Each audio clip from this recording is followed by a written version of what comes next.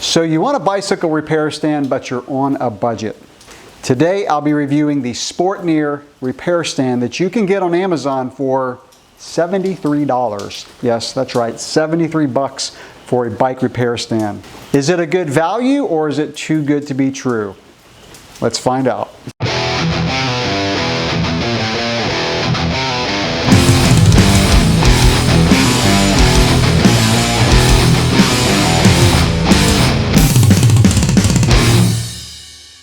So here is the stand, and you can see lurking in the background is my Park PCS4, which is a $290 repair stand. And I will be doing some comparison at the end of this video after I show you the features of the Sportneer repair stand. So this stand does come obviously in a box and requires a little bit of assembly. I would say it took me maybe 10 or 15 minutes to put it together, so not that big of a deal. So working our way up the stand from the bottom, you do have a base that is collapsible. So you can fold this up, and that way you can easily store it up against the wall. And once you fold it all the way down, you would just do this quick release, is what it looks like, a bicycle quick release.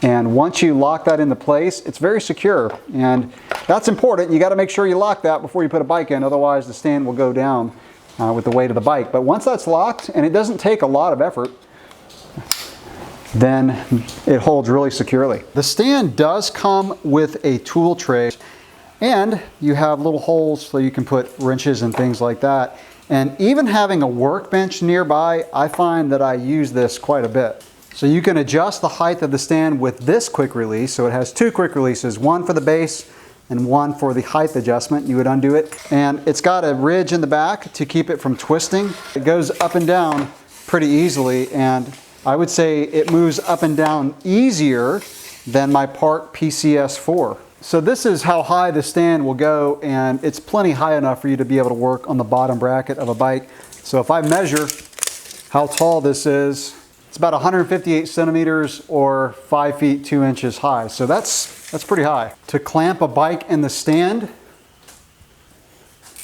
I usually do it by the seat post. You just turn this knob, and then you can tighten it or loosen it by rotating it. So I'll tighten this up a little bit. Once the bike is in the stand, you can rotate it by undoing a lever in the back. That releases the head. And then you can pivot it. Once you have it in the position that you want it, you just move this lever and it will lock these little teeth into place. And I will say that it holds very well. It's a very secure way of keeping the bike from rotating after you have it in the position you want it. So with a lower priced repair stand, how secure is the bike in the stand? Well, this is a pretty burly trail bike. This is a 31.5 pound trail bike. And I would say it's pretty secure. Now you do have to make sure that quick release down below is tight. Once that's tight, the bike is fairly secure. Now it's not as secure as my high-end Park PCS4, but that's to be expected.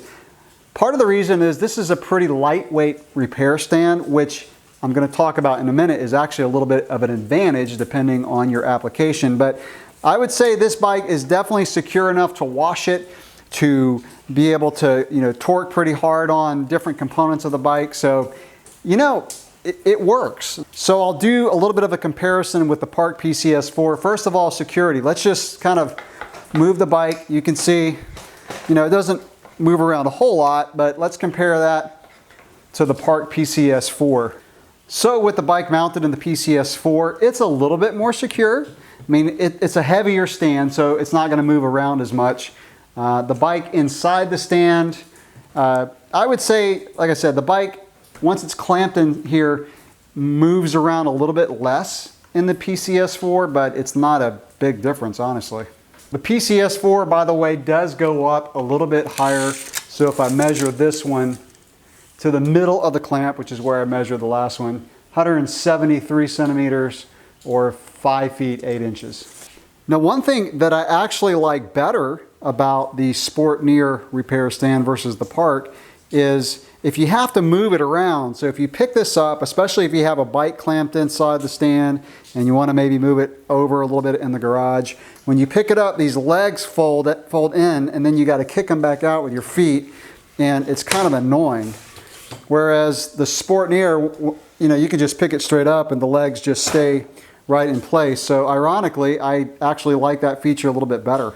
I had mentioned earlier that the Sportneer stand is pretty light. It's a pretty lightweight aluminum, and I weighed both of these stands with my bike scale, and this one came in at a little over 10 pounds.